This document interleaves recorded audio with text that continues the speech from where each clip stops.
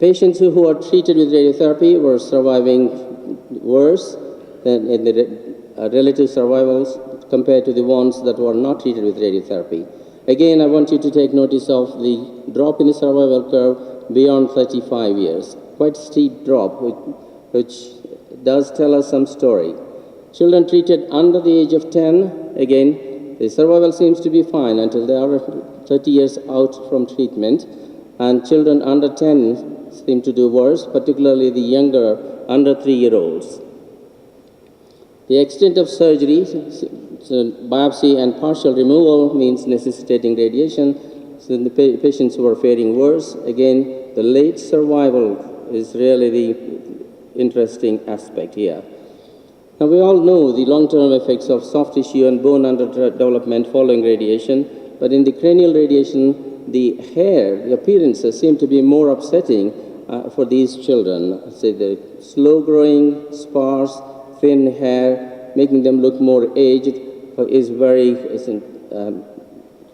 upsetting for them. What are the other late effects? That we do see, more importantly, neurocognitive problems, endocrine, and epilepsy, which is a late onset, not the epilepsy that we see soon after treatment, and the cerebrovascular events, and last but not the least, the second tumors, such as gliomas and meningiomas. Now, these late effects, to some extent, are influenced by the volume of brain we are treating, the site of radiotherapy, younger patients, females receiving higher dose and higher fraction, and also chemotherapy in combination seem to suffer more.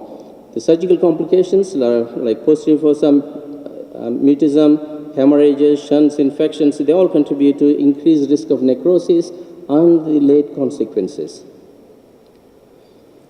So neurocognitive problems are the most difficult ones in children. So the memory seems to be the most common one. Almost all children treated will have memory impairment to some extent. That will have an impact on their learning. Concentration, spatial relationship, attention span particularly, impacts the children in the initial period, 2 to 5 years after treatment, and it increases, it drops the IQ and affects the social skills and behavior.